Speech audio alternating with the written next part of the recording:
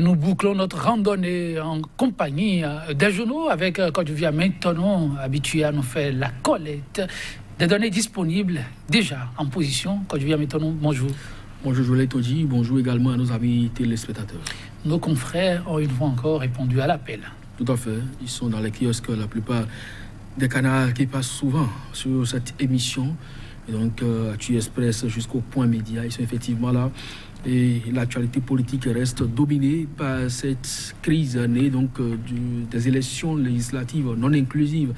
Aujourd'hui, les chefs d'État africains, surtout de la communauté économique des États de l'Afrique de l'Ouest, entendent donc se pencher sur la situation béninoise, rapporte un des canards, sans oublier la question de la lutte contre l'impunité qui continue donc de préoccuper le gouvernement. Des millions de francs CFA ont été distraits, du moins des milliards de francs CFA ont été distraits donc par les différents ministères du gouvernement Patrice Talon. Le Conseil des ministres en a fait cas, des sanctions vont bientôt tomber. Donc c'est entre autres sujets évoqués par les journaux ce matin, sans oublier qu'au niveau de la HAC, effectivement, la campagne bat son plein pour son renouvellement et les potentiels candidats, surtout au niveau de la presse écrite, rivalisent d'ardeur. Alors, nous allons démarrer avec Actu Express. Oui, tout à fait. Le journal de Médéric François Agongo qui affiche donc en manchette en l'absence du consensus autour des législatives sans inclusion et contraire à son protocole additionnel, la CEDEAO ne peut pas reconnaître le Parlement désigné, en tout cas après 3 tentatives vaines pour un scrutin inclusif, bientôt une rencontre au sommet des chefs d'État au chevet de la démocratie béninoise, constate le journal. En tout cas, tout fait pour un dialogue national inclusif, seul gage de l'effectivité et de la paix, préconise le canard échauffouré des tueries sauvages consécutives à l'exclusion de l'opposition des législatives. Urgence de situer toutes les responsabilités, évidentes conséquences du hold-up électoral.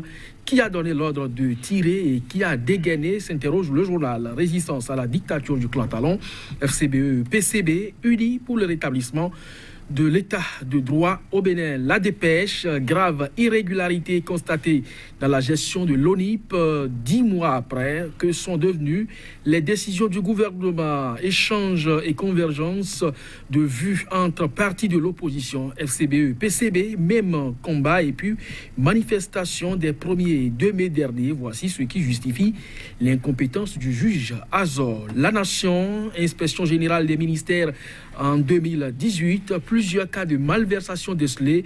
Les auteurs poursuivis, le confrère de la matinée. Selon les rapports des inspections générales, les ministères ont détourné plus d'1 milliard de frais de mission et TVA en 2018.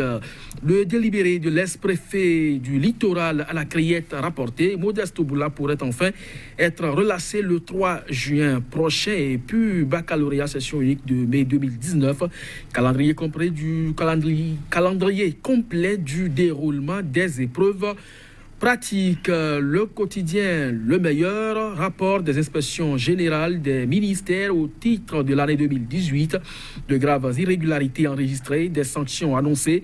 Patrice Talon, résolument engagé pour l'assainissement des finances publiques. Et puis le nouvel observateur, construction du nouveau siège de l'Assemblée nationale. Pourquoi faire, s'interroge le journal. Un nouveau éléphant en blanc, s'interroge-t-il encore? Alors, rapport 2018 des inspections générales des ministères, des frais de mission détournés, incompréhension entre le PCB et le FCBE sur la résolution de la crise socio-politique. Les 2 parties se donnent désormais la main pour le rétablissement de la démocratie. Alors, matin libre, dialogue post-législative à qui profite le des positions, s'interroge le journal. Bradage du domaine public, le délibéré rapproché à lundi prochain. Point média, incompétence du juge Azor dans le dossier manifestation des 1er et 2 mai 2019. Le procureur Metonou apporte des clarifications et puis déjà victime d'une assignation à domicile. Talon négocie les îles de Boriaï d'après Saka Fikara. Joël Yetondi, c'est avec ce journal que nous allons mettre donc un point final à la une des journaux pour le compte de ce matin. Merci à vous. Quand je viens maintenant, nous allons démarrer avec Actu Express, le quotidien avec lequel vous avez ouvert le bal. Actu Express qui croit savoir que ça fait 31 jours que le chef de l'État est presque en isolement, l'ancien Thomas Boni-Yayi, et nous rapporte par là même que les chefs d'État pourraient être très bientôt au chevet de la nation béninoise. Oui, c'est dommage qu'on en arrive à ces extrémités parce que jusque-là, personne, en tout cas du moins de façon officielle, n'a pu apporter les raisons pour lesquelles le mouvement d'aller et venir de Thomas Boni-Yayi sont restreints d'une manière ou d'une autre. Point Média rapporte ici les propos de Sakara Fikara qui estime que Talon négocie les îles de Boni-Yayi.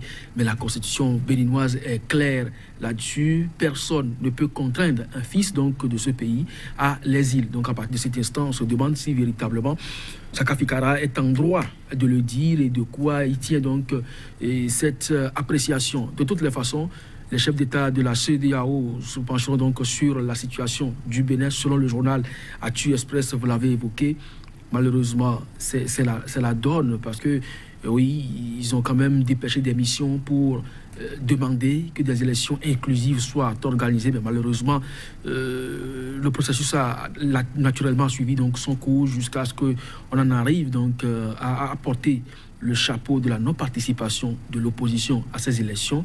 Aujourd'hui, d'aucuns parlent de députés nommés, d'autres parlent de députés illégitimes. Maintenant, si la CEDEAO veut se pencher donc sur la question, c'est quand même bien, mais n'oubliez pas que l'Église catholique continue donc d'avoir sa main tendue. On peut toutefois saisir cela et éviter l'ingérence étrangère, parce que c'est une expression aujourd'hui qui est à la mode, mais on ne sait véritablement pas de quel côté cela se situe, parce que le gouvernement a entrepris des démarches à travers différentes capitales africaines. Si on va recueillir donc l'avis de ces chefs d'État, c'est forcément parce qu'on veuille qu'ils interviennent dans les affaires internes du pays. Et si l'opposition en fait de même, je ne vois pas en quoi on doit l'accuser. De toutes les façons, on peut toutefois régler ce problème à l'interne. On peut régler ces problèmes à l'interne. Et les Béninois voudraient bien voir ce jour se lever. Quand je vis à Métonon, nous restons au niveau de Actu Express avant de passer à autre chose. Guéguet, FCBE, PCB, fini. On fume désormais le calumet de la paix. On regarde dans la même direction pour, dit-on, un même combat. Nous apprend Actu Express et bien d'autres confrères qui sont revenus. Tout à fait, c'était un quiproquo autour donc, de la question de l'intervention ou non de la communauté internationale dans la gestion des affaires au sommet donc, de l'État.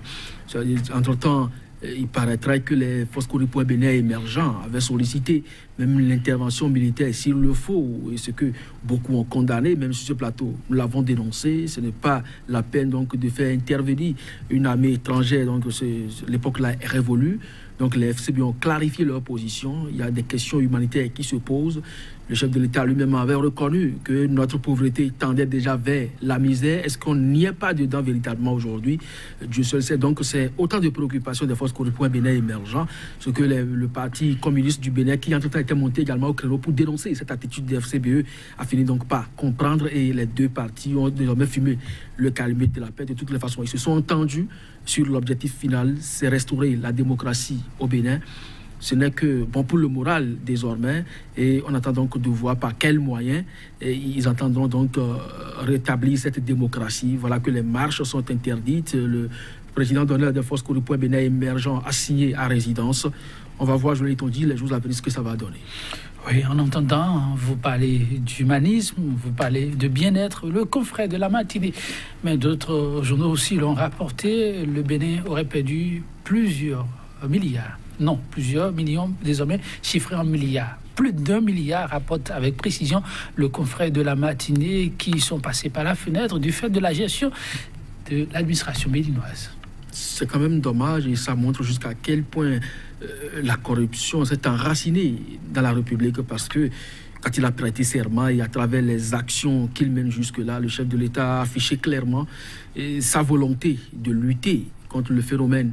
Mais si en 2018 seulement, près d'1 milliard de francs CFA ont volatilisé à travers donc les ministères, donc les questions de mission et TVA, ça doit pouvoir donc interpeller plus d'un. Et on se demande véritablement si on n'est pas en train de fructifier davantage ce que aussi bien on dénonce au niveau du changement et la refondation, parce qu'on ne peut pas comprendre qu'en l'espace de 12 mois seulement, les cadres de l'administration publique aient pu voler aux contribuables béninois plus d'1 milliard de francs CFA sous la rupture, donc qui prône donc la lutte contre le changement.